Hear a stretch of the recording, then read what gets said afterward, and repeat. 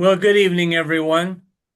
It is July 23rd, 2026, and we are the Violet Flame Triad of the molecular order, wrapping up this fabulous, wonderful, inspiring, evolutionary book, The Externalization of the Hierarchy. We have 8 more pages, so we're going to blast through them this evening.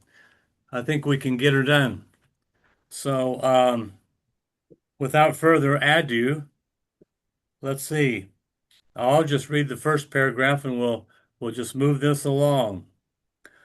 Last week we talked about the different sources of evil, the cosmic astral evil that comes from the universe through the creation of matter, which you can read about in my book, The Gathering of Lights on the Origin of Evil. And the second is the Black Lodge, that is a representation or personification of this cosmic evil.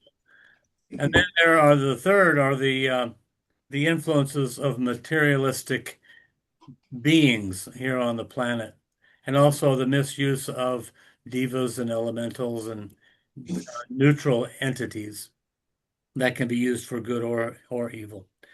And together, the hierarchy, the new group of world servers, and enlightened disciples create a shield to help protect humanity from the influences of these particular planetary evils.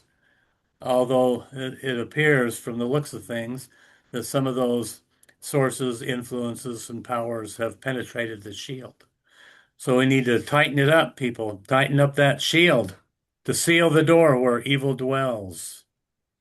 Okay, that's what we talked about last time. The science of applied purification is also the science of applied energy, with the specific objective in view of eliminating the undesirable and that which hinders the entrance of the light, and thus providing space and entry for the desired, for the good, the beautiful, and the true. So it's up to every individual to determine what that is that they need to eliminate, what bad habits, what flaws, what foibles. Everyone knows what they are. Let's get on it. In the application of this science, there is, of course, no infringement of the human prerogative of free will. In other words, we can't force you to perfect yourselves, but you just better start doing it, it says. This ancient science is concerned primarily with the purification and with the redemption of matter, and it is entirely in the hands of human beings under the direction of the hierarchy. This direction may be consciously or unconsciously registered. The science of redemption, to which I have referred several times, is in reality the applied art of esotericism and of spiritual living, which is already being taught to mankind. They are steadily learning to redeem the bodies through which they function. It is in reality the art or science of relationship between the life and the lives, as H.P. Elena Petrovna Blavatsky expresses it. As far as the other kingdoms in nature are concerned, the purification is applied by the hierarchy through the medium of human beings, and this can be seen in process at this time. This present activity, carried on now largely unconsciously, will be redoubled and carried forward consciously by trained initiates and disciples, working through and with aspirants. It is this that is now being studied in the various hierarchical ashrams, and when applied after 1975, will bring about great and important changes in world living. Okay, any comments on that? Okay, if not, Ken, read on, brother. I don't know what happened to Glenn. Did anybody hear from Glenn? Haven't heard. Well, he might show. Another matter to which the hierarchy is at this time attending, in view of the coming adjustments required, is the discovery of aspirants and those who are close to it accepted discipleship in all lands, in order that the language problem will present little difficulty. Having discovered such people, their next step is to subject them to a process of training in telepathic susceptibility so that they will be sensitive to hierarchical impression. At the same time, their intuition will require stimulation, but as intuition is useless and inaccessible without a high-grade intelligence, all these people must be sought for upon mental levels. The possession of the abstract mind is not sufficient. It is useful, and then it guarantees the ability of the aspirant to construct the antakarana. It is nevertheless quite possible to possess a well-developed abstract consciousness and yet to be quite devoid of all intuitive perception. For example, this is the major limitation of Z. He is a sound abstract thinker, and they are somewhat rare, being usually impractical idealists. He is not, however, the least intuitive as yet. He could easily be given certain needed surrenders. Okay, so what is the difference between having higher abstract mind and the intuition, Cindy? Well, I would say that it's the abstract, as he says, the abstract mind leads towards idealism, and that people with intuition who can contact the intuitional level, because the abstract mind is in the mental body. It's part of the mental plane, and the intuition is in the Buddhic plane. Exactly. So that's You can basically have abstract thought, like Spock on Star Trek could have all kinds of creative abstract thought, but it not be intuitive at all, not come from the soul or Buddhic plane, just from his higher mind, just kind of come up with ideas or dreams or a vision from the mental body. So, but he's saying that with a little bit of training, he could still the abstract mind to a point that it could be receptive to higher impression, which is what the masters are hoping that the new group of world servers and advanced disciples are willing to do, which is still the mind through meditation and be receptive to that inner connection. Do you concur, Ken? I do. Okay, then. All right, then. Let's see. You were reading. Oh, who was reading last? That was you, Ken, wasn't it? Yep. Okay, Cindy, carry on. Basically speaking, the intuition is not the revealer of esoteric truth. They come along another line of spiritual perception. The intuition is essentially the organ of group perception, and that which eventually elevates the personality to its rightful position as the agent of the soul in the group. Z has a sound theory as to group attitudes and group work. I imagine for people who might be listening to this, he's referring to Z as was one of his group members. He's just not naming. One of his disciples. Yeah. Z has a sound theory as to group attitudes and group work, and he will be exceedingly surprised at these comments of mine.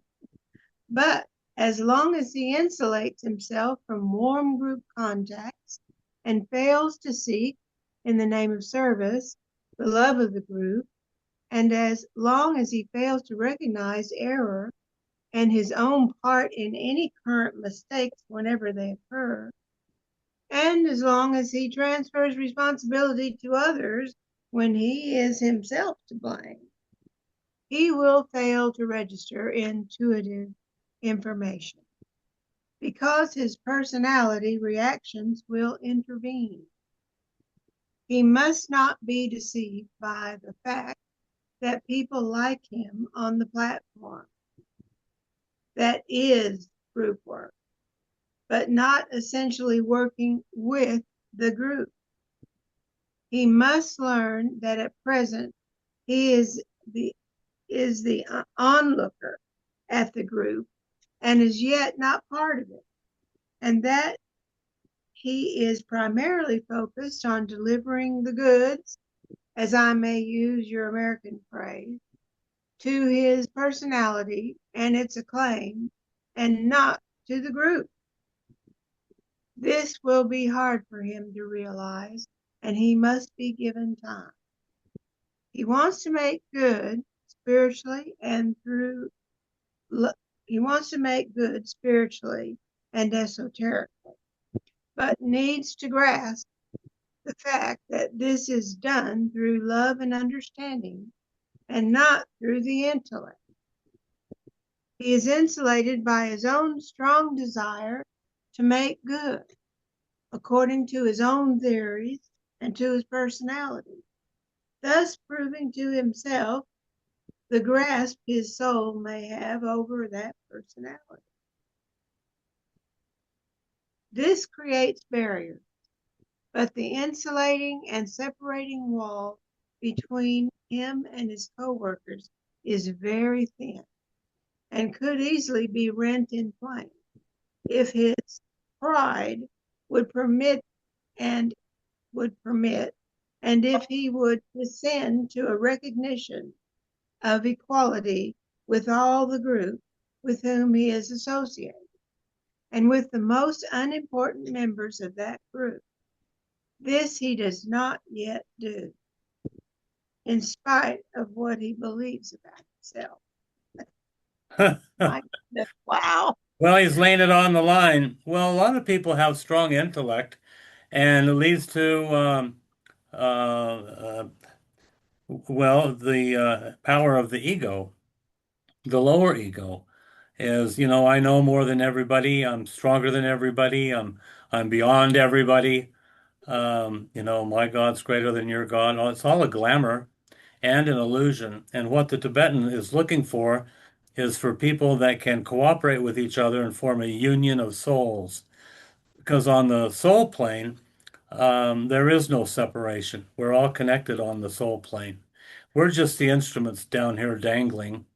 We're dangling participles, basically, kind of doing our own thing, but yet we're learning to connect with each other with love, light, and power. All And three. you have to have a great deal of humility. That's right, and that's one thing I admire about my Uncle Joe. He never flaunts what he knows. I can bring it out of him. Like last Sunday, I asked him how many times he's read these books, and he said, "Oh, about five." That's a lot of times to read all these books. But he doesn't flaunt himself, even though he's highly learned, and that's his strength. His strength is that he is highly learned, and he's able to share what he has learned without a glamour attached to it. And I think everybody sees that in him, and that's why they want to listen to what he has to say. He doesn't say, "Hey, I'm Joe Dorian, man. You got to listen to what I say because I read these books a whole bunch more than you have," and yada yada. You never get that from him. He's a very humble servant, and so that's why he is where he is. And we're the same way. We're all very humble. And Ken, I know you're working on that too. So hey, just teasing, Ken. You're probably most humble among us. I'm the most humble. Hey, I'm the most humble, and I want everybody here to know it.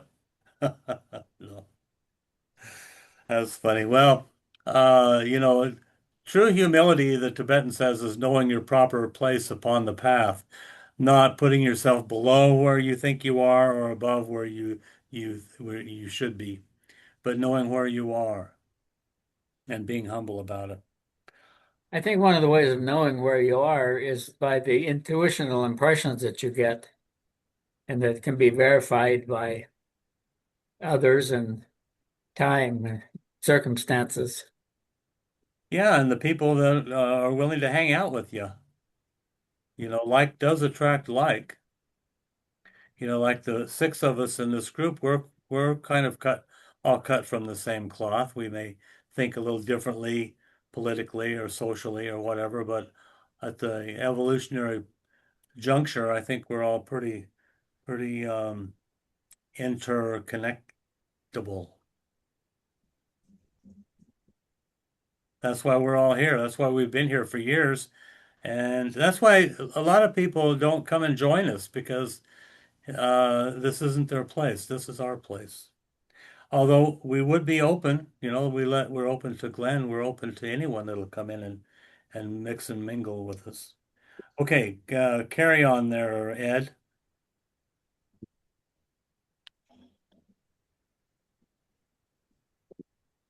This, Searchlight, yeah.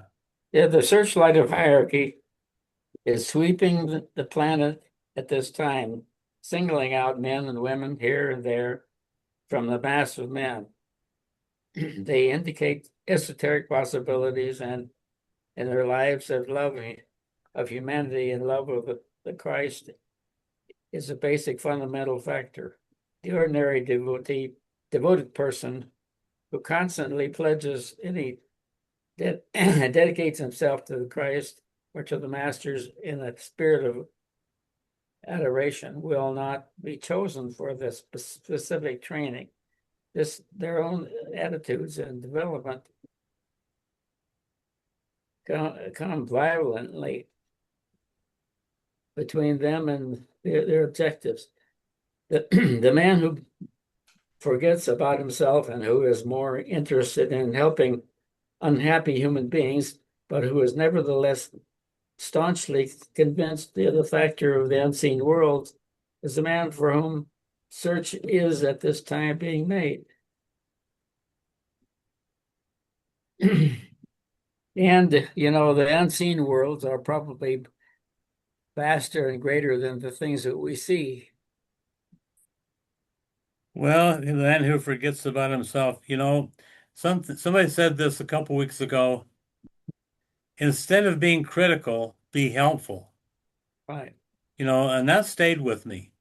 And so when I hear people being critical, I say, there's another way of looking at that. I don't judge them. I don't try to correct them. I just say, there's another way of looking at that, and then let them think about it. Well, maybe I could help this person rather than criticize them. Well, I've realized that here, and especially the people that I live with, that doesn't do any good to criticize people. It only casts shade and shadow on their aura. Yeah, they already have enough of that. Well, or not. Okay, read another one there, Ed. When these men and women are found, the work of the discovering initiative is to see to it that information comes to the aspirant in some form or another, anent the hierarchical plant concerning the reappearance of the Christ under some name familiar to the aspirant's religious background, and about the fundamental and needed occult truth, with particular emphasis upon the law of cause and effect, and secondarily upon the law of rebirth. That's the two major things that humanity have to get in their mind: the cause and effect and reincarnation. And karma. The law of cause and effect is of far greater importance than the law of rebirth because it necessitates action upon the path of the aspirant, and that action inevitably conditions the future. There is nothing he can do about the law of rebirth but submit to it and be grateful that opportunity continues to present itself. As regards to many other adjustments, which the masters of hierarchy, there are many differing grades one have to make in what might be called their personality, lives, and habits. I have not to say I know well the question which will arise in your minds. And I would like to touch upon one or two of them. For instance, some of you are asking. That's the difference between someone who believes in karma and a typical born again Christian who thinks Jesus has somehow saved them from their sins. And I asked them, well, what sins do you think he saved you from? And they draw a blank right off. Uh, Sin of death? No, not that. When he showed you how how to save yourself. He can't save you, but he showed you how to save yourself. And you have to be responsible for your own actions. You reap what you sow. And people don't want to hear that because they have to be responsible, self-responsible, and that requires a higher personal responsibility. Okay, I'll be responsible for everything I do till I overcome death myself. Now, there are a couple things we're going to read about here. Carry on. Some questions. Number one, how will these members of the hierarchy in their various grades appear on earth? Oh, that's a good one. Will they come through the methods of ordinary birth or childhood and maturity? Some initiates may follow this ordinary pattern. Some are already passing through it today and are in the stages of infancy and adolescence. To them will be given a large share of the preparatory work. Some will not pass through these relatively limiting phases, but will pass back and forth between the outer world and the world of hierarchical endeavor. They will be sometimes present in physical bodies and sometimes not. This method of activity will not be possible as long as the present rules of national and civilian identification of passports and of drastic airport and seaport inspection are required by the authorities. Such people as these, transmitting initiates, would not be able to identify themselves. That's funny. This form of appearance is therefore postponed for some time. They never get past the TSA, that's for darn sure.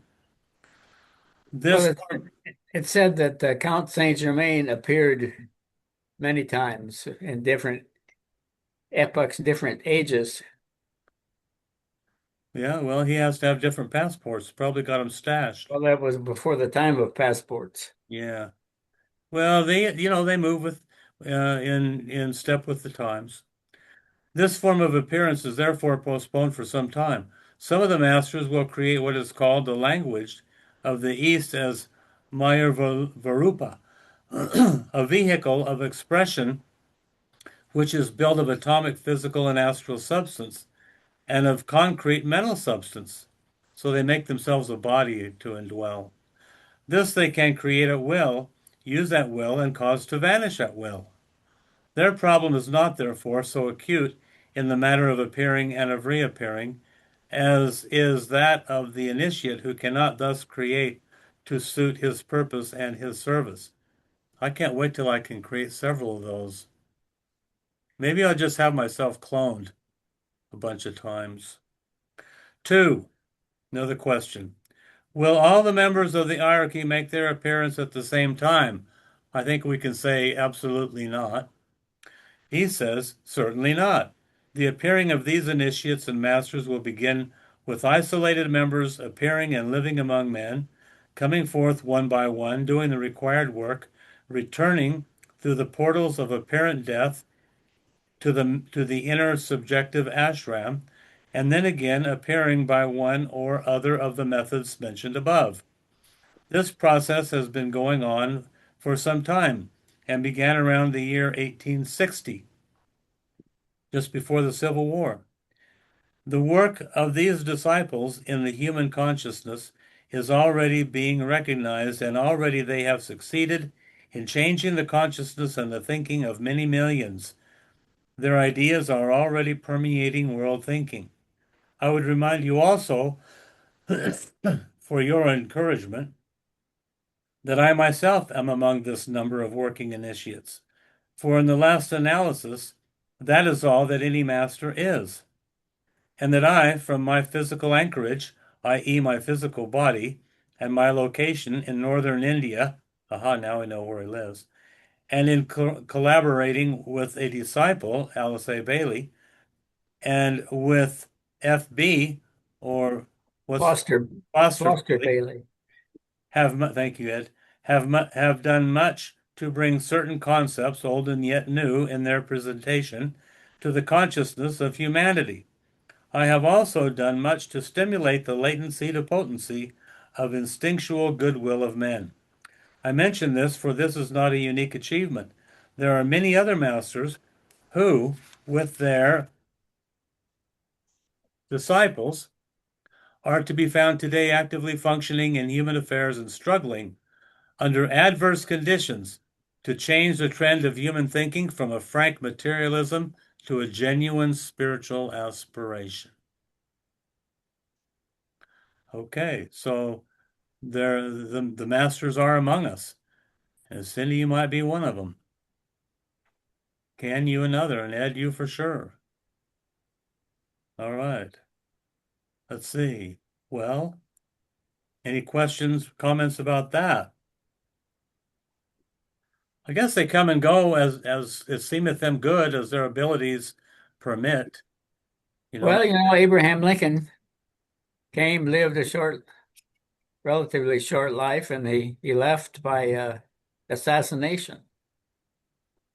yeah.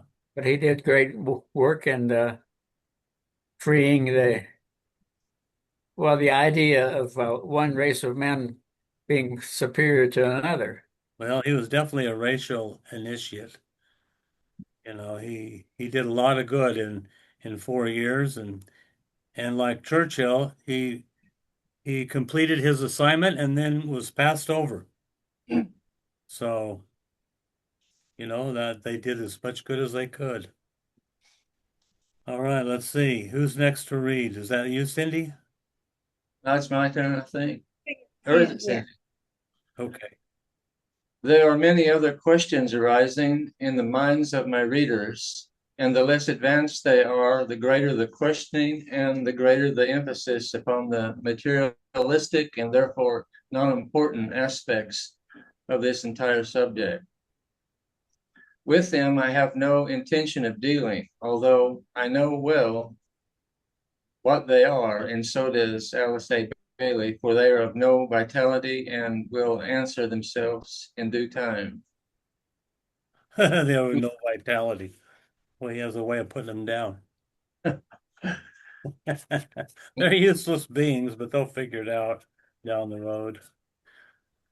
When the task of the preparation of men's minds is further advanced, when the knowledge of the existence of the masters and their hierarchical endeavor and of the united hierarchy of our planet are a commonly recognized truth, and when the act of goodwill is recognized as a real national asset in all lands, then the speed of the externalization of the hierarchy will be greatly increased. Then the 5 spiritual centers will begin to take definite form and will call also for recognition. The groups there working will be known, and they will also be in close touch with each other. From that time on, the network of initiates and disciples under the direction of the masters will be worldwide and in every field of human expression. The opinion of these men and women and of the masters residing at the 5 centers and in their affiliated groups will be regarded as of immense value by all governmental, economic, and social organizations. Then, under a great wave of spiritual inspiration, the divine spirit of expectancy for the reappearance of the Christ will sweep through the world. It will then be regarded as credible and creditable, and his coming will provide the germ for all world hope. The reason for this will be that the most respected, enlightened, and cultured people on the planet will be looking for him. And then, my brothers, he will come, bringing new energies of love and compassion and implementing the spirit of fresh enlightenment to these important events. Must also be added the new revelation for which all men wait and to which they will be able to respond, owing to the needed and new stimulation. What's the new stim? Well, there's going to be a lot of new stimulation, that's for sure. The times they are a changing, and quickly. You know, it's like a parabolic curve. It starts off slow, but then it gets faster and faster. It accelerates, and I think that's. Do you feel that from time to time, Curtis, or anyone? Where you feel you've been stimulated, but it only lasts for a while, and it's just gone, and you can't get it back. You ever have that experience? Well, I think everything occurs in cycles. I mean, it's the way of life. I know back in the 70s, I was with a group that was highly motivated, and we were rewarded with those who know. Yeah, well, that's good. Yeah, along what you're saying, Ken, have you had a spiritual?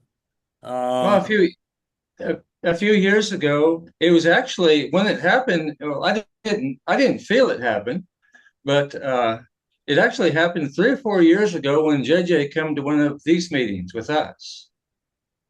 In this meeting, I don't remember what it was. Ruth was there, and we were talking something about the mastermind in the Seeker's Guide about Napoleon Hill, and then I think Ruth asked something about what about this about the mastermind, and JJ made one comment, and it changed my whole thought process. He said, "I just want you to link up with each other." That's all he said. What did he say? He said, "I just want you to link up with each other," all of his students, Oh, yeah.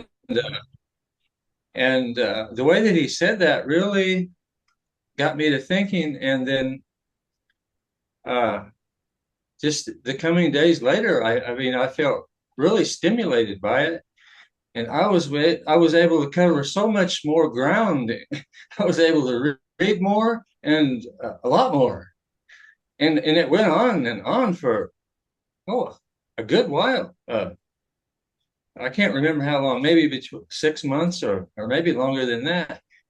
And then I got sick. I got some kind of food poison or something. And when I recovered from that stimulation was completely gone. Well, I've had spiritual Yeah. impressions where they come and they penetrate your consciousness to a deep level, and then they leave, but you never forget them. Yeah. I've had dreams that I can recount now as clearly as I got them in the 80s, because they were given to me from my soul to my higher mind, and I absorbed them, and they stuck with me. You can't conjure them up. You either get them or you don't. But along the lines of linking, I make it a point to link. I have about 8 or 10 people every day. I had a guy working on some equipment today, and I bonded with him on a high level, and he knew it. And he didn't charge me a dime for the work he did. He just said, "Here's my gift."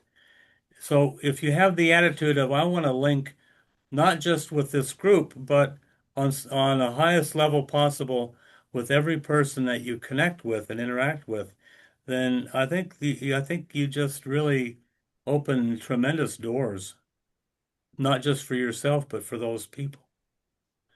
They sense I something. think I think what happened with me was I was looking at things the wrong way with that mastermind thing, and then when I realized that I was wrong, my thoughts were wrong. I think, and then I was looking in the right direction, and then I think this all stimulated me because yes, this is right, and it gave me energy to dig into it deeper. Well, I think you have a very sensitive, intuitive faculty, Ken. You're very sensitive. I think you can see things, and when a bit of correction comes along, it doesn't take much, just a little push for you to see differently and more correctly. I think that's one of your gifts. Yeah. Well, we know that we all have illusions, or we wouldn't even be here in this class. I mean, in this group. I mean, and we're trying to get, to find our way out of these illusions. So Say that without the word trying. what's that? Say that sentence without the word we're trying. Yeah, yeah, we're making it happen. There you go.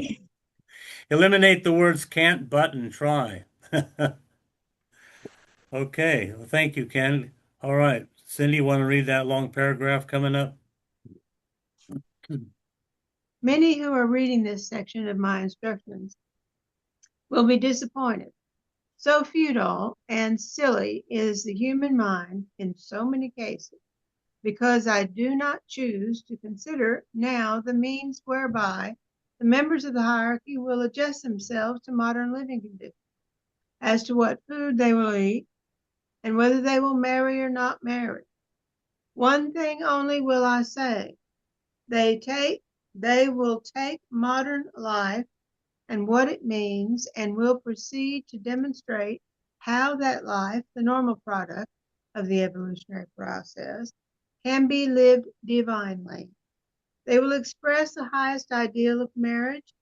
I would here remind you that many of the masters are married and have raised families, and demonstrate the principle which underlies the perpetuation of the race of men.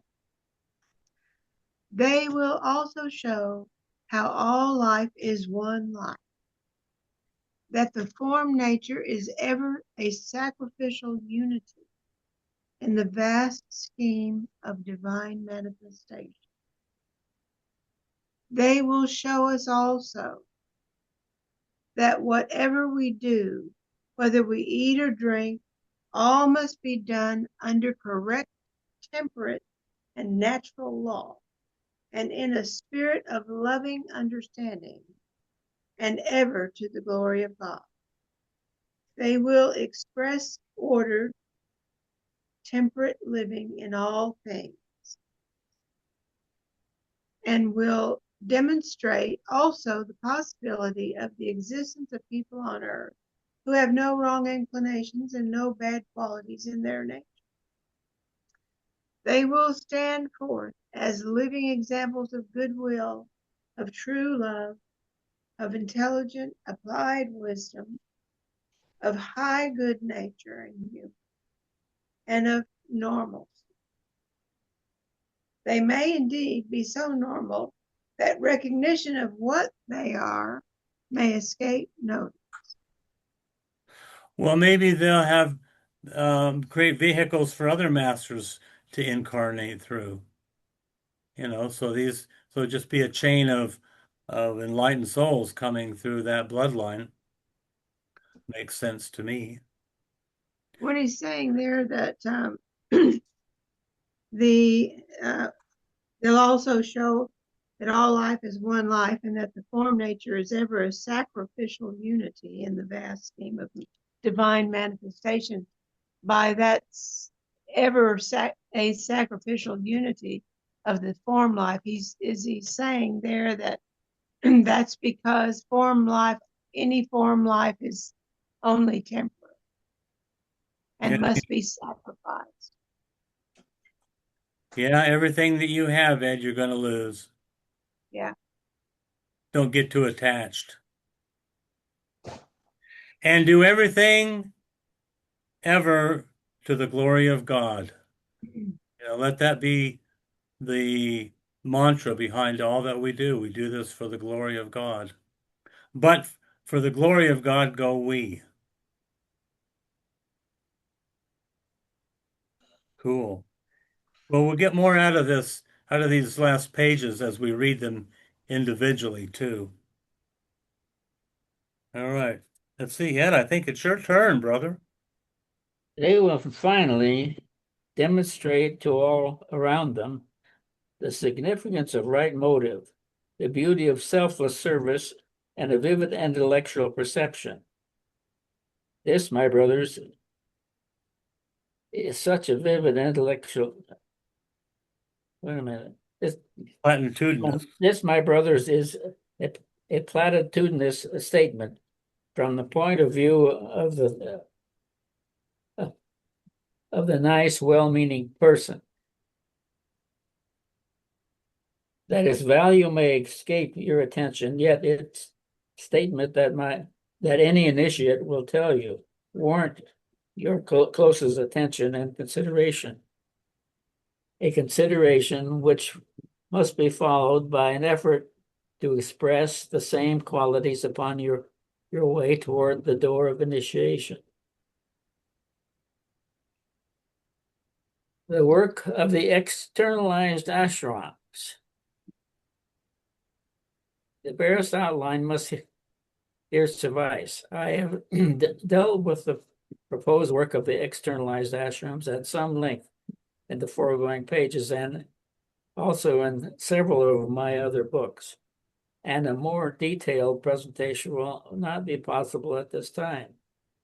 The approaching externalization will bring about an increased stimulation, which will necessarily affect disciples and aspirants and will involve a period of adjustment to this highest vibration. Adjustments to the increased livingness will be facilitated by the enunciation of certain basic statements for the guidance of disciples, aspirants, and people of goodwill. Specifically, externalized ashrams will be active along 4 major lines. 1, creating, visualizing the new world religion. 2, gradual recognition of the social order, an order free from oppression, the persecution of minorities, materialism, and pride. 3, the public inauguration of the system of initiation. This will involve the growth of comprehension of symbolism. 4, the exoteric training of disciples and of humanity in the new cycle. Okay, creating and vitalizing the new world religion. We talked about that earlier. Based on what? Peace and goodwill, cooperation. Well, the teachings that have been given out over the centuries to be understood and explained in a greater detail. One place he said it has to do with triangle work, people working in triads, which I agree with. Groups of 40, 50, 100, we'll see. It talks about symbolism, and I say that everything in the world of appearance is symbolism. Well, yeah, the alphabet is symbolism. Well, we just got 1 page left. Cindy, why don't you read on? No, hold it. It's my turn to read. Your turn. And then Cindy, you can close it out. How about that? Meanwhile, what is it that you, my brothers, must do in this interim period? What is your work and your goal? Let me emphasize 1 or 2 points. The material goal, which all who love their fellow men and serve the hierarchy must ever have in mind, and at the heart is the defeat of totalitarianism. I do not say the defeat of communism, but the defeat of that evil process which involves the imposition of ideas, and which can be the very method of the democratic nations and of the churches everywhere just as much as it is the method of the USSR. This we call totalitarianism. They try to force beliefs and philosophies down your throat at the risk of body, limb, and life. I would ask you to have this distinction clearly in your minds.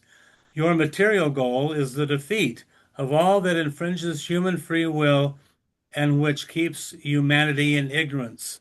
Number one principle of heaven is that of free agency. It cannot be impinged. Your material goal is the defeat of all that infringes human free will and which keeps humanity in ignorance. It applies equally to any established system, Catholic or Protestant, which imposes its concepts and its will upon its adherents.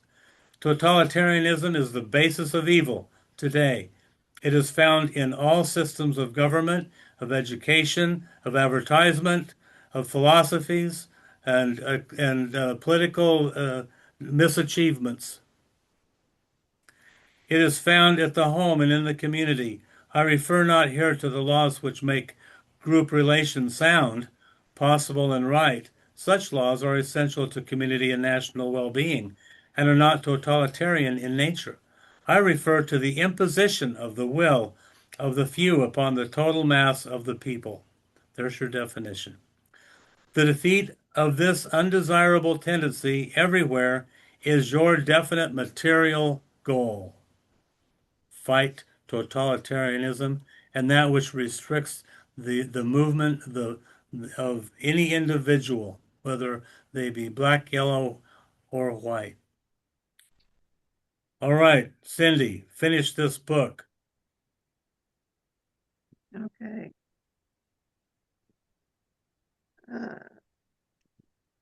Where did you get to? You're going to read about the spiritual goal. Oh, the spiritual goal is the establishing, your spiritual goal is the establishing of the kingdom of God. One of the first steps towards this is to prepare men's minds to accept the fact that the reappearance of the Christ is imminent.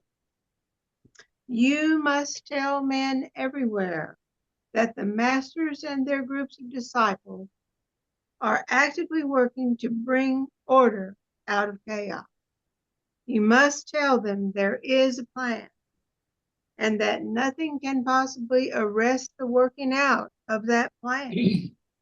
You must tell them that the hierarchy stands and that it has stood for thousands of years and is the expression of the accumulated wisdom of the ages.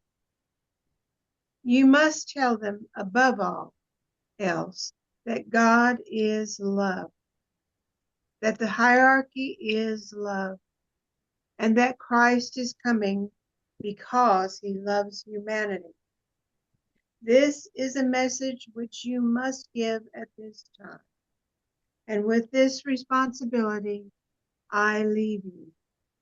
Work, my brothers. Wow. Okay. Tell them there is a plan. It's working out and you can be a part of it. That's what I used to teach at the mystery school in Seattle. There is a plan. It is working itself out and you can be a part of it. That was in the 80s and 90s.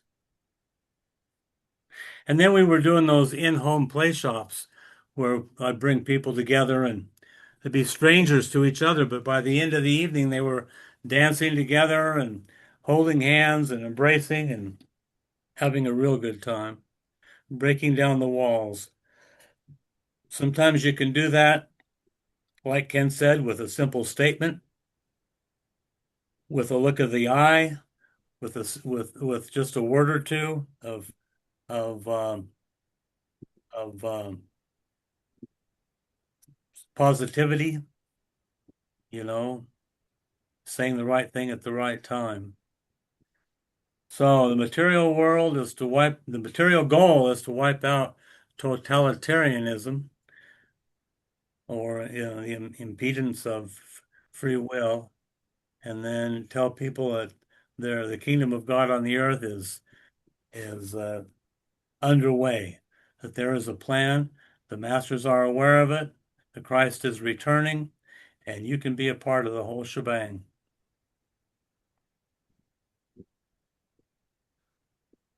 Well, that's been a very enlightening and fruitful book. What do you guys think? You certainly have. Well, I think that all of the books of Alice Bailey and through the Tibetan are enlightening, and you could take any one paragraph of any one book and meditate on it and connect to the whole thing, the thing itself.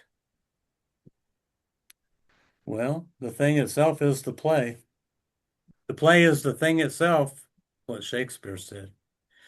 But in this book, yeah, I've read a lot of his other books, The Reappearance of the Christ and Treatise on White Magic and whatnot, and they all have their basic theme and basic information along that theme. But as far as the externalization of the hierarchy, this is a very complete and clearly written step by step how it's going to happen and what we can do to participate in that happening. So, And there's a lot of clearing that has to take place before it fully happens. And right now we're in that process of breaking down everything. yeah, and he says that has to begin with the individual. That's what he said at the beginning this evening, is that every individual has to acknowledge their weaknesses and the areas that they need to work on. Right. We're all in a state of becoming. I am I am becoming. Yep. Otherwise, I'd just crystallize right now, and then that'd be it. There would be no forward motion. But every experience that we have changes us to some small degree. It's been good going through this as a group, I think, for me. It has Yeah. been. Yeah, I agree.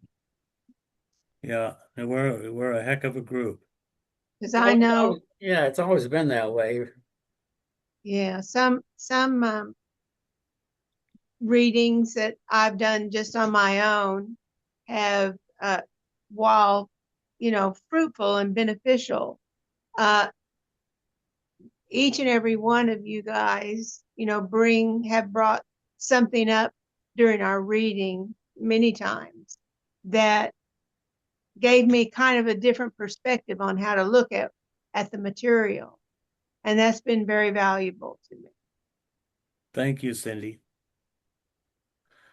Well, I always go through the material that we cover as a group. I always go through and reread it. And then I do a little synopsis at Joe's meeting, his Zoom on Sunday.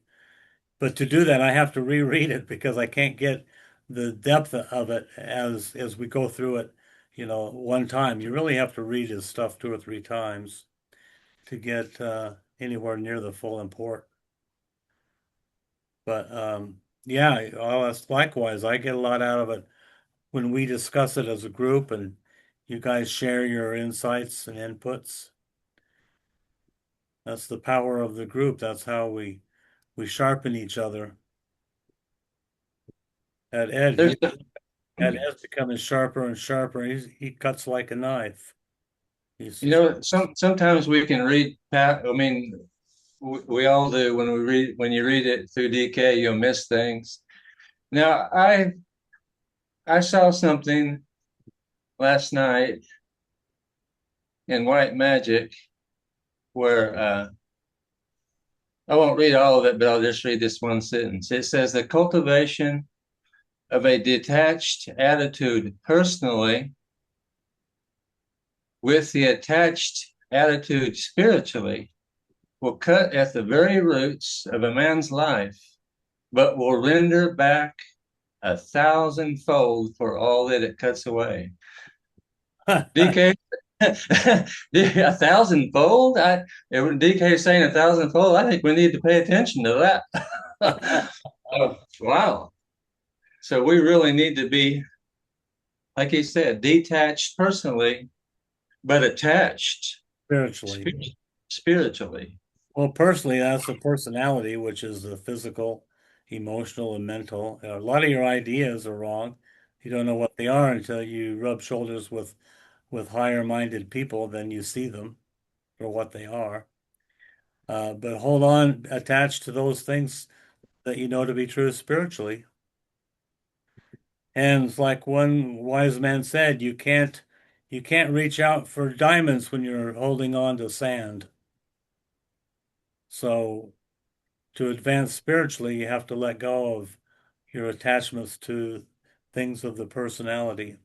Well, along the lines of what, again, you're saying about the many folds, Paramhansa Yogananda told us that meditation is like putting money in God's bank. He said, the time you put in God's bank, you'll be rewarded 1,000 times over. Well, okay Yeah. then. All right. Yogananda is a devotional sixth ray person, but it's still the truth is the truth, no matter what window it comes through. Yeah. All right. Well, let the truth set us all free. Hey, Cindy, Yes. I closed the meeting 2 weeks ago. Who closed it last Sunday or last Thursday? Was that you, Ken? I think you did. No, I did it the week before. Who did it last Thursday? Well, if you can't remember, Ed, I'm going to have you close it. Then I'll write your name down. Okay, write my name in the book. I'm going to write your name. Speaking of the book, are we all in favor of studying the rays and the initiations? Yep. I've been reading it for several years. Well, good. You're ahead of the class then, Ed. But when I start over again, it'll be like I've read it for the first time. If we have any deep questions, we know who to go to then, don't we? You. We're going to you, Ed.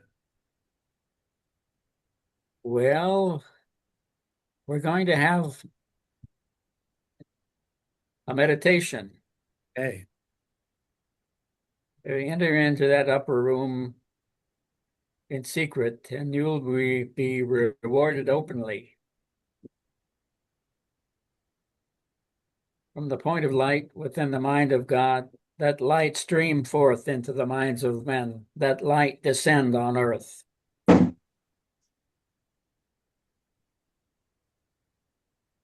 From the point of love within the heart of God, that love stream forth into the hearts of men. Make Christ return to earth. From the center where the will of God is known, let purpose guide the little wills of men, the purpose which the masters know and serve. From that center, which we call the race of men, let the plan of love and light work out, and may it seal the door where evil dwells. That light and love and power restore the plan on earth. Oh.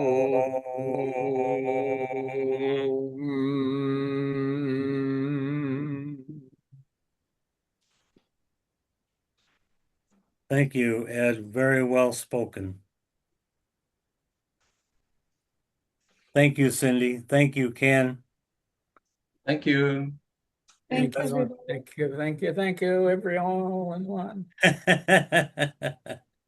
All the way home. We, all the way home. Okay, have a great week and go out and share the gospel, the good news of the kingdom of God, and the hierarchy is forthcoming and preparing the way of the Christ. Find at least 3 people to share that message with. I'll take my soapbox down to the corner and shout it to the world. Well, just make sure there's somebody within hearing distance, Ed. Down the corner of Highway 84. Not just a cornfield. No. Corner of Highway 84 and Highway 95. That's a good spot. Yeah, by the new Jacksons coming in. That ought to do it. See you Okay. next week. Love you guys. Love you too.